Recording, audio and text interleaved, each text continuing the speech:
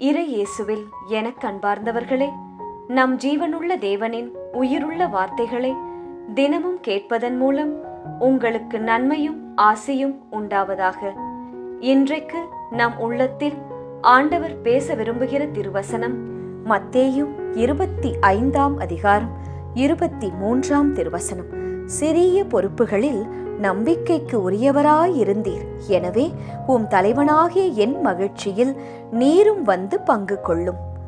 இறை இயேசுவில் எனதருமை நண்பர்களே, உங்கள் அனைவருக்கும் நம் இயேசுவின் அன்பை உரித்தாக்குகின்றேன்.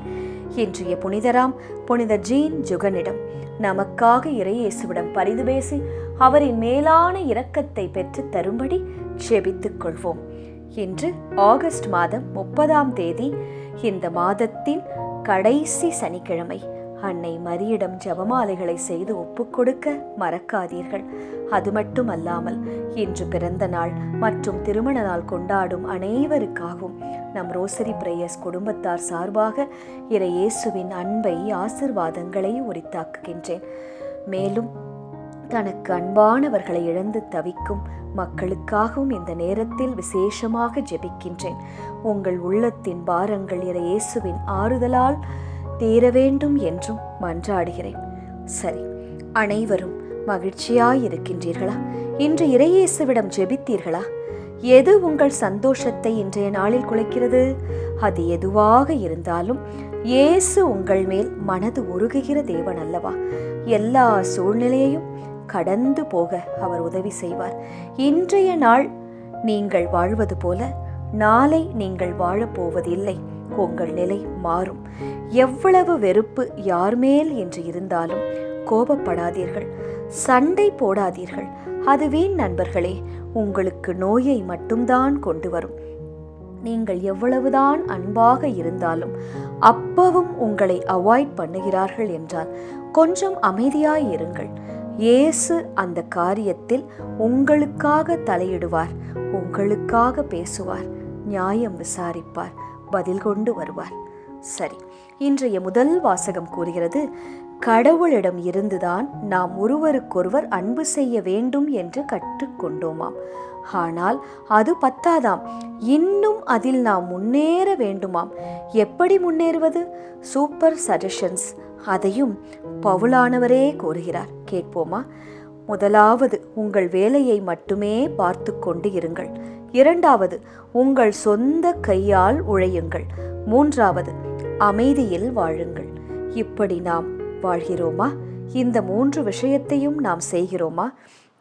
நம் வேலையை மட்டும் பார்ப்பது, சொந்த கையால் உழைப்பது, அமைதியான வாழ்வை வாழ்வது. இப்படி நாம் இருந்தால் பாதி பிரச்சனை வரவே வராது. நம் வேலையை மட்டும் பார்க்காமல் அடுத்தவரை பற்றி பேசுவது, அவர்களுக்கு உரியதை கொடுக்காமல் இருப்பது, இதனால்தானே இங்கே பல பிரச்சனைகள். நீ எனக்கு கீழேதான் என்று நினைப்பது, நடத்துவது, இதை தவிர்த்தாலே போதுமானது நண்பர்களே. நிறைய டைம் ஃப்ரீயாக இருக்கும். வீண் தொலைபேசி கால்களை தவிர்க்கலாம். பிறரை பற்றி பின்னால் பேசுவதை நிறுத்தலாம்.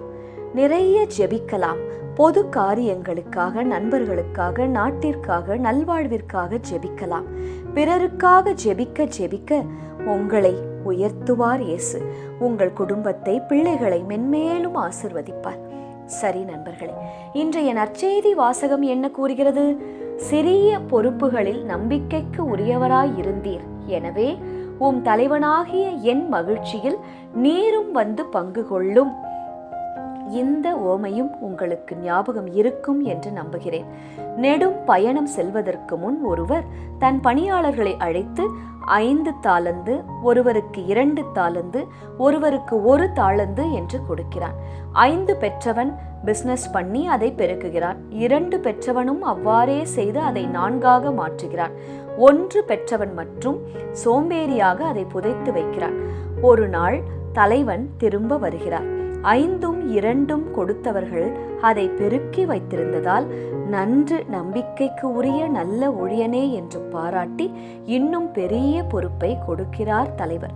1 பெற்றவன் எதுவுமே செய்யாததால் சோம்பேறியே, பொல்லாத பணியாளனே என்று திட்டி அந்த 1 தாளந்தையும் அவனிடமிருந்து பிடுங்கி 5 தாளந்து உடையவனிடம் கொடுத்து விடுகிறார் முதலாளி.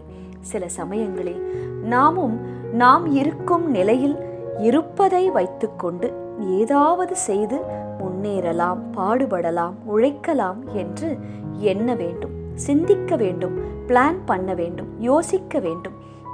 அப்படி இல்லாமல் அலட்சியமாக, சோம்பேறியாக, லேசியாக மற்றொருவர் தான் உழைக்கிறாரே, அதன் மூலம்தான் வருமானம் வருகிறதே என்று இருந்துவிடக்கூடாது நண்பர்களே. அது சரியான குணம் அல்ல. உங்கள் முயற்சியை நீங்கள் உண்மையாக போட்டால், உழைத்தால், ஒரு ஸ்டெப் எடுத்து வைத்தால், இயேசுவும் உங்களுக்கு உதவி செய்து 100 ஸ்டெப் எடுத்து வைப்பார். பலுகி பெருக செய்வார், தயவு காட்டுவார், பரிவு காட்டுவார். இன்று பெரிய பெரிய பிஸ்னஸ் மேனாக இருப்பவர்கள் அனைவரின் கதையுமே கேட்டு பாருங்கள், படித்து பாருங்கள். அவர்கள் அனைவருமே ஒன்றுமே இல்லாமையில் இருந்துதான் ஆரம்பித்து இருப்பார்கள். இரவு பகல் பார்க்காமல் ஆனால் உழைத்து இருப்பார்கள். அதனால்தான் இன்று நல்ல நல்ல நிலைமையில் உள்ளார்கள். யோசியுங்கள், மாற்றங்களை இன்றிலிருந்து உங்கள் வாழ்க்கையில் கொண்டு வாருங்கள். அதற்காக இயேசுவிடம் ஆலோசனையை கேளுங்கள். ஜெபிக்கலாமா? இயேசுவே, சிறிய பொறுப்புகளில் நம்பிக்கைக்கு உரியவராய் நாங்கள் இருந்து, உம்மிடம் இருந்து, தலைவனாம் உம்மிடம் இருந்து பெரிய பொறுப்புகளை ஆசீர்வாதமாய் எங்கள் வாழ்க்கையிலும், எங்கள் குடும்பத்திலும், எங்கள் வேலையிலும், பிசினஸிலும், எங்கள் பிள்ளைகள் வாழ்விலும் உம்மிடமிருந்து பெரிய பொறுப்புகளை பெற்றுக்கொள்ள துணை செய்யும் இயேசுவே. ஆற்றல் தாரும். எங்களுக்குள் இருக்கும் சோம்பேறித்தனத்தை எடுத்து போடும் முயற்சி செய்யும் ஆவலை எங்கள் மனதில் வையும் இயேசுவே. ஆமேன். இயேசு கிறிஸ்துவின் பெரிதான நாமத்தின் நிமித்தம் ஜெபிக்கிறோம். ஆமேன். ஒவ்வொரு நாளும் உங்கள் உள்ளத்தில் ஆண்டவர் பேச விரும்புகிற இறை வார்த்தையை தெரிந்து கொள்ள ரோசரி பிரேயர்ஸ் சேனலை சப்ஸ்கிரைப் செய்யுங்கள். மேலும் உங்கள் நண்பர்கள் மற்றும் உறவினர்களுடன் ஷேர் செய்யுங்கள். நன்றி.